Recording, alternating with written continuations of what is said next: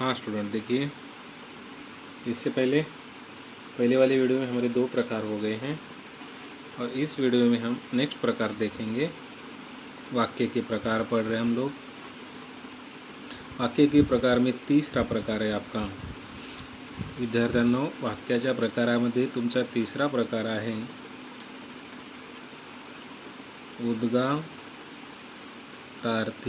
उद्गारार्थी वाक्य। अभी देखिए, वाक्य के प्रकार में आपका थर्ड प्रकार है उद्गारार्थी सेंटेंस, यानी उद्गारार्थी वाक्य। उसको एक्सक्लेमेटरी सेंटेंस बोला जाता है। ये देखिए,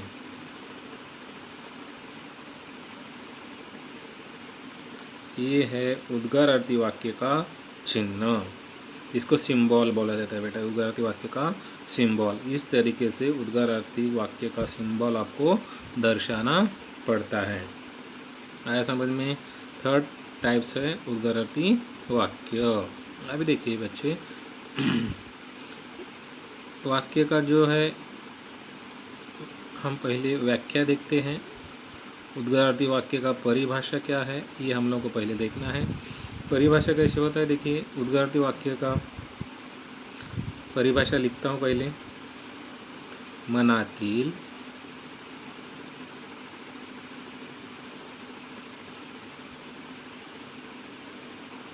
भावनांचा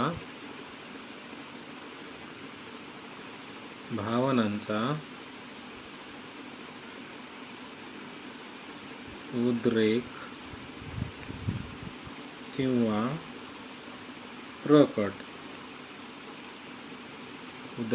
प्रकट होतो त्यावेळेस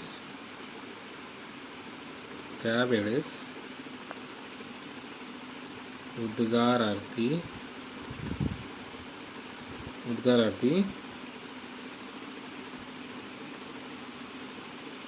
वाक्य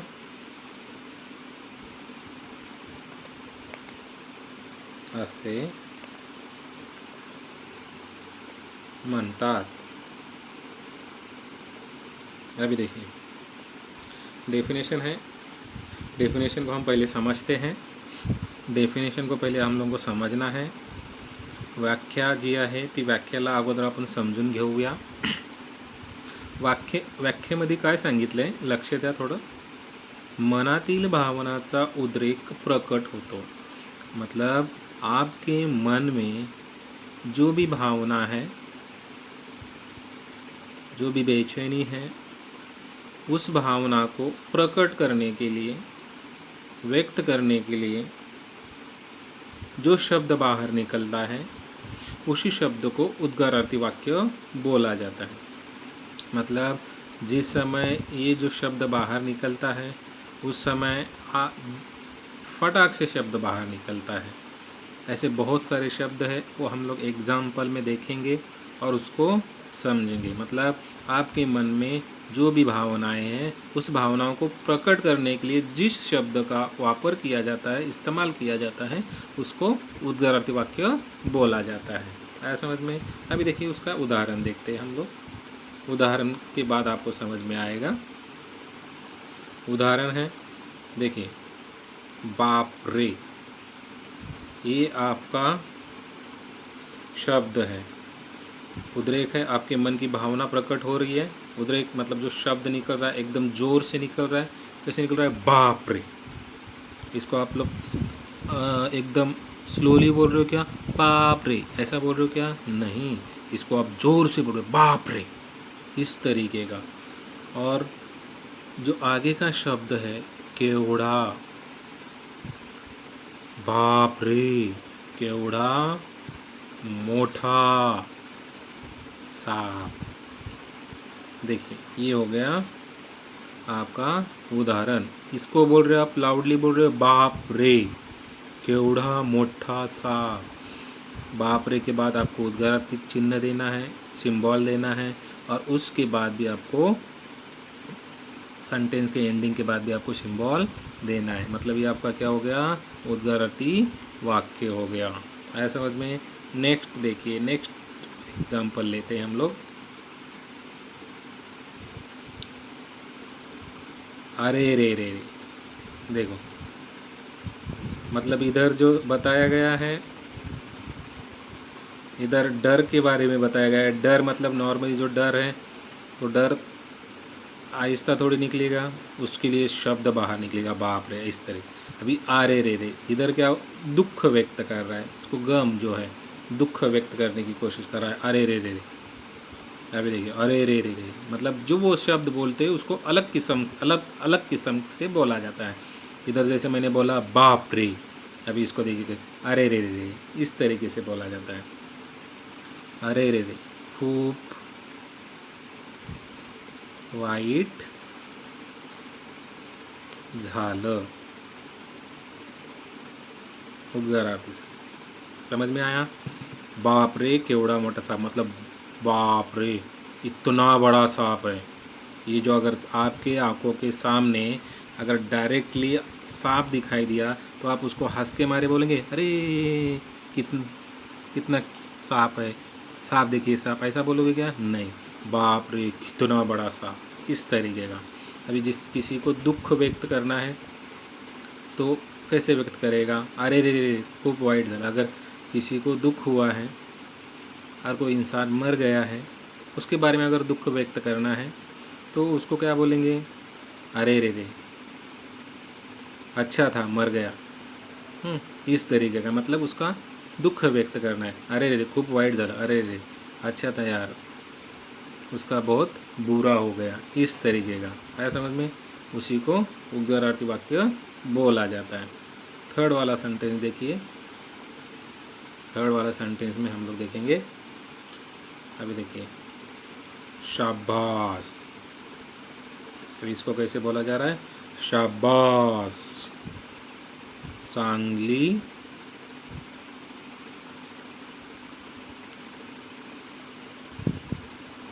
कामगिरी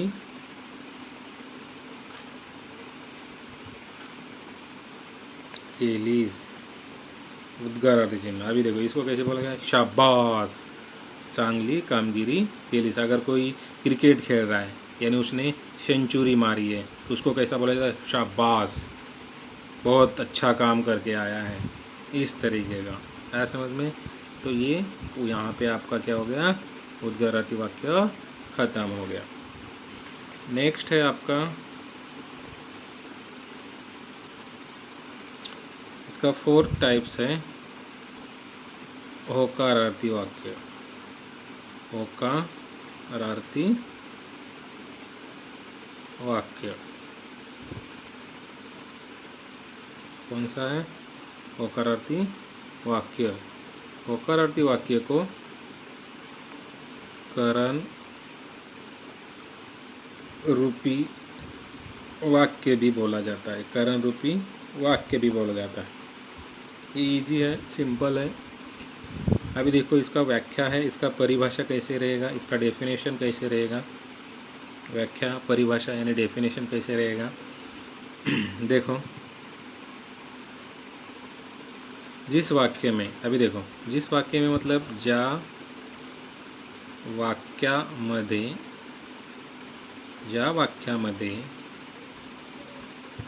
होकार दर्शवला, ज्या वाक्यामध्ये होकार दर्शवला जातो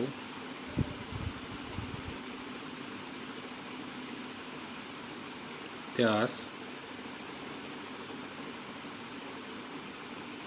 होकारार्थी वाक्य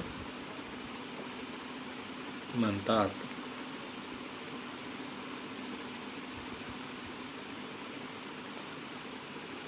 अभी देखिए डेफिनेशन में देखिए परिभाषा क्या दी गई है। ज्या वाक्यामध्ये होकार दर्शवला जातो त्यास होकारार्थी वाक्य म्हणतात। मतलब जिस सेंटेंस में होकार है, पॉजिटिव है, निगेटिव थिंकिंग नहीं है, मतलब जिस वाक्य में होकार हा ऐसा बोला जाता है, ज्या वाक्यामध्ये हो पुढच्या व्यक्तीकडून हो अशी आशा बाळगली जाते नकाराची आशा न बाळगता होकाराची आशा बाळगली जाते, होकार दर्शवला जातो, त्या वाक्यास होकारार्थी वाक्य म्हणतात। मतलब समझ में आया? आगे वाले इंसान से जो भी दर्शाया जाता है उसका ओनली वन उससे होकार आता है, मतलब हाँ के हाँ ऐसा उससे शब्द निकलता है, उसको होकारार्थी वाक्य बोला जाता है। आया समझ में? नेक्स्ट देखिए,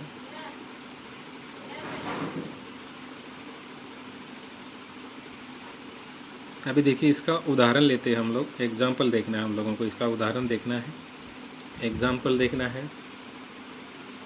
फर्स्ट एग्जाम्पल है इसका, नेहमी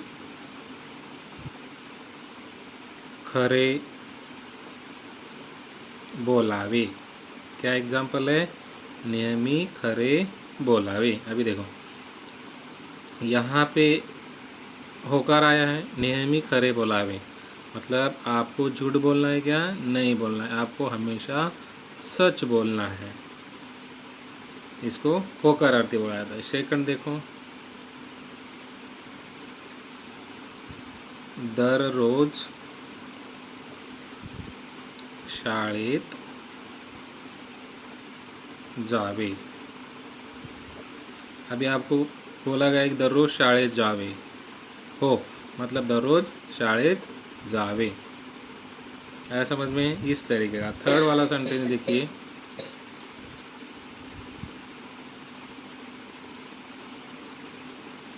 थर्ड वाले सेंटेंस में देखिए, वडिलांची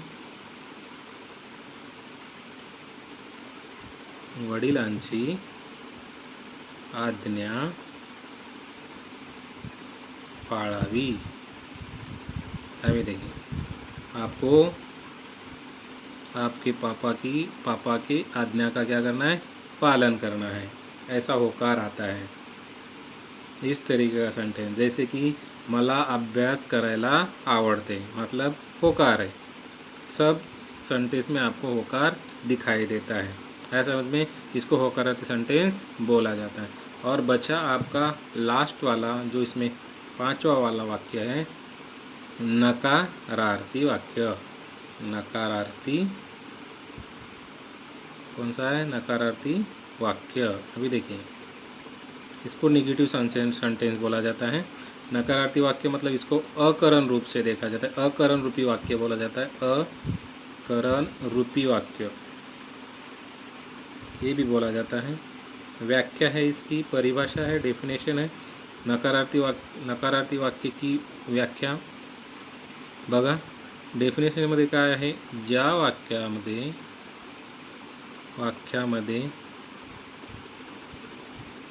वाक्यामध्ये नकार दर्शवला जातो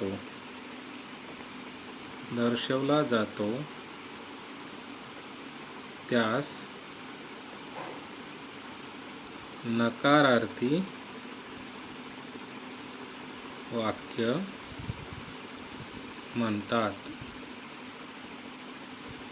अभी देखो, जिस वाक्य में आपको ओनली वन नकार बताया जाता है, नकार सुनने के लिए मिलता है, ऐसे वाक्य को क्या बोला जाता है?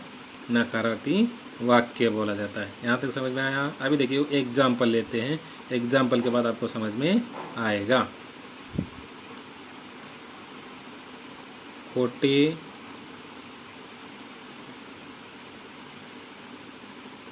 बोलू नए।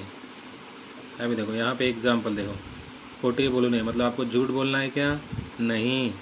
आप ऐसा आएगा ना, आपको झूठ बोलना है क्या? आप क्या बोलोगे? नहीं। झूठ बोलोगे क्या? बोलेंगे क्या? तो आपको क्या आएगा? खोटे बोलू नहीं। हम लोग को झूठ बोलना है क्या? नहीं। इस तरीके का फर्स्ट वाला है। सेकंड वाला देखिए, कधीही